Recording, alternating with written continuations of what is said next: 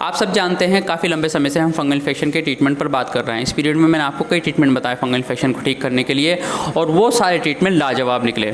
आप feedback check कर सकते हैं, मेरे हर वीडियोज़ में आपको बहुत सारे फीडबैक मिल जाएंगे, बहुत सारे कमेंट ऐसे मिल जाएंगे जिससे लेने के बाद, उस ट्रीटमेंट को लेने के बाद लोगों का फंगल इन्फेक्शन ठीक हुआ है। इवन आपको मेरे चैनल पर बहुत सारे वीडियोज़ भी मिल जाएंगे जो कि व्यूवर्स ने मुझे भेजे हैं, जब उनका फंगल इन्फेक्शन ठीक हो गया ट्रीटमेंट लेने के बावजूद। लेकिन फिर भी कुछ पेशेंट शिकायत करते हैं, कहते हैं कि हमारा फंगल इन्फेक्शन ठीक नहीं हो रहा है। तो कौन कौन सी ऐसी बातें हैं जिनका ध्यान रखना चाहिए एक पेशेंट को जब वो फंगल इन्फेक्शन का ट्रीटमेंट ले रहा होता है? तो सबसे पहली चीज़, एक इंसान जो फंगल इन्फेक्शन का ट्रीटमेंट ले रहा है उसको अपना पेट का बहुत ध्यान रखना है कि उसका पेट कैसा है। कहीं उसको इंडाइजेशन का इश्यू तो नहीं है, कहीं उसको अपच की समस्या तो नहीं, गैस एसिडिटी की समस्या नहीं है। अगर इस तरह की कोई समस्या है तो फिर फंगल इन्फेक्शन ठीक होने में बहुत ज़्यादा टाइम लगने वाला है। और कई बार ऐसा होता है कि बहुत लंबा समय लग जाता है फंगल इन्फेक्शन को ठीक होने में। या फिर किसी इंसान को कॉन्स्टिपेशन की शिकायत है, तो अगर उसको मोशन बहुत टाइट आता है तो फिर फंगल इन्फेक्शन को ठीक होने में टाइम लगता है। तो ये दोनों चीज़ों को ठीक करना पड़ेगा। अगर किसी इंसान को इस तरह की शिकायत है, गैस, इंडाइजेशन, एसिडिटी या कॉन्स्टिपेशन की शिकायत, उसके लिए क्या करना पड़ेगा? इसके कई सारे रास्ते। पहला, आप अपने खाने में दही या छाछ को ऐड कर दें। ठीक है, कम से कम 200 ग्राम दही आपको पर डे लेना चाहिए। इसके अंदर प्रोबायोटिक्स होते हैं, लैक्टोबैसिलस होते हैं, जो कि हमारे डाइजेशन को इम्प्रूव करते हैं। ठीक है, तो पहली चीज़ तो ये हो गई। दूसरा, आपको मार्केट में एंजाइम सिरप मिल जाएंगे, कई सारी कंपनियों के आते हैं। आप खाने के फ़ौरन बाद लीजिएगा, वो आपके डाइजेशन में सपोर्ट करेंगे। आपको गैस तब बनता है, एसिडिटी तब होती है जब आपका खाना पूरी तरीके से पचता नहीं है और सड़ जाता है। ठीक है नहीं, तो उसकी वजह से इस तरह की दिक्कत होती है। तो ये एंजाइम क्या करते हैं, आपके डाइजेशन में सपोर्ट करते हैं। तीसरी चीज़ आप ले सकते हैं जवारिश कमूनी, आपको मार्केट में बहुत ईजिली मिल जाएगा। हमदर्द का भी आता है, रैक्स का भी आता है, सदर का भी आता है, कई सारी कंपनी का आता है। इसको खाना खाने के फ़ौरन बाद लेना है, ये भी आपके डाइजेशन को ठीक करेगा। और साथ में आपके पेट में जितना भी एसिड जमा हुआ है उसको टॉयलेट के रास्ते से निकालेगा।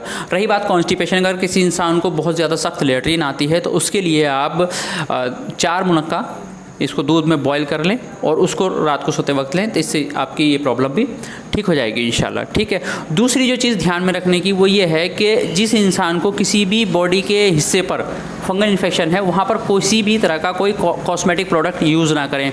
कोई क्रीम, कोई लोशन, कोई पाउडर, ठीक है, कोई सोप, कोई फेस वॉश, इस तरह का कुछ भी यूज़ नहीं करना है जहाँ पर आपको फंगल इन्फेक्शन है। क्या होता है कि इसमें बहुत सारे ऐसे हार्श केमिकल होते हैं जो कि फंगल इन्फेक्शन को ट्रिगर करते हैं, बढ़ा देते हैं। तो जब भी आप यूज़ करेंगे अगर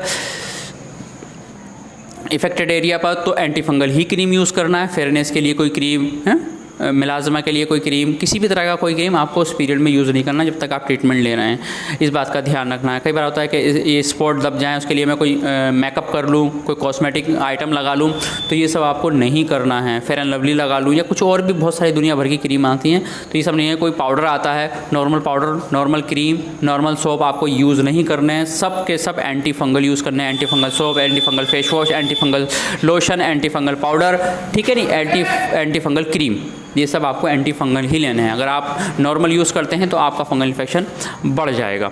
तीसरी बात जो हमें ध्यान में रखनी है वो ये है कि हमारी दवाओं की टाइमिंग और शेड्यूल इसमें गड़बड़ ना हो। बहुत सारे लोग क्या करते हैं, आज दवा 10 बजे ली, कल को 9 बजे ले ली, या 11 बजे ले ली, या 12 बजे ले ली।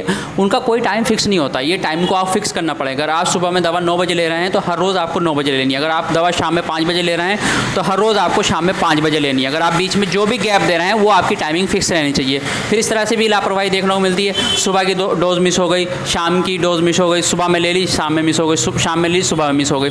तो इस तरह की भी लापरवाही देखने को मिलती है। तो इससे क्या होता है कि दवाएं शरीर के ऊपर बेअसर हो जाती है। तो हमेशा इस बात का ध्यान रखना है कि दवाएं कभी भी उसके टाइमिंग में गड़बड़ ना हो। ठीक है, इस तरीके से गैप तो बिल्कुल भी नहीं होना चाहिए कि आज ले ली, कल का गैप हो गया, परसों हम भूल गए, तो उससे आपका फंगल इन्फेक्शन ठीक होने में बहुत ज़्यादा टाइम लगता है। कई बार दवाएं बेअसर भी हो जाती हैं और वो काम करना छोड़ देती हैं। ठीक है, क्योंकि आप ये समझिए कि हम क्या कर रहे हैं, दवाओं से उस फंगस को किल करने की कोशिश कर रहे हैं। तो जाहिर बात है कि उसको पूरी तरीके से दबाया जा रहा है, उसको मारा जा रहा है और दवाई उसको मार रही है। लेकिन होता ये है कि आपने बीच में दवाई छोड़ दी और वो काम रुक गया, फिर फंगस ग्रो होने लगा। तो ठीक है, इस तरीके से मामला चलता रहेगा। खासकर फीमेल के साथ इस तरह का मामला बहुत रहता है कि हम भूल गए थे, याद नहीं रहा था, टाइमिंग आगे हो गई, पीछे हो गई। तो नहीं, 2 महीने तक जो आपका ट्रीटमेंट चलेगा उसमें टाइमिंग बड़ी फिक्स रहनी है। इस बात का ध्यान रखना है। दवाई की डोज, ये भी बहुत इस बात का ध्यान रखना है। इसलिए मैं ml में बताता हूँ, क्योंकि अगर मैं बताऊँगा 1 चम्मच ले लें, 2 चम्मच ले लें, तो किसी का चम्मच छोटा है, किसी का चम्मच बड़ा है, तो उसमें डोज बड़ी गड़बड़ होती है। तो हम बता देते हैं कि भी 8 ml या 10 ml ले लिए हैं आपको।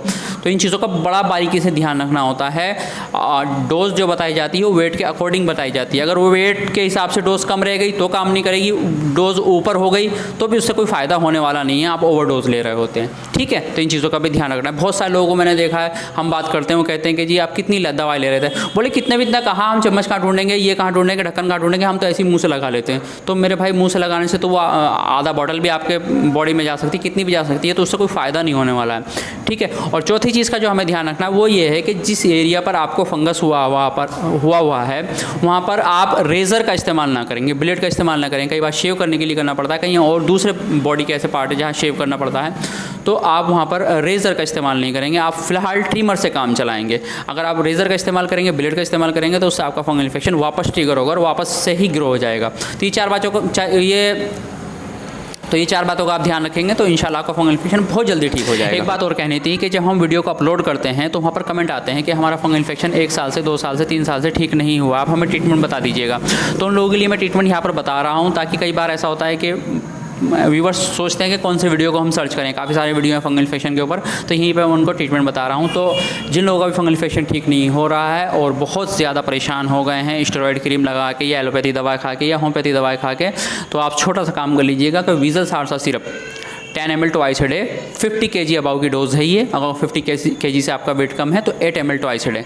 ठीक है, Himalaya Septilin syrup 10 ml twice a day, Oxyfood capsule, Oxyfood immunity capsule, ठीक है नहीं, ये एक इम्यूनिटी को डेवलप करने वाला कैप्सूल है, ताकि आपके फंगल इन्फेक्शन से आपकी बॉडी फाइट करे और उसको निकाल दे बिना किसी दवा के। ठीक है नहीं, तो ये आपको हर रोज़ एक लेना है।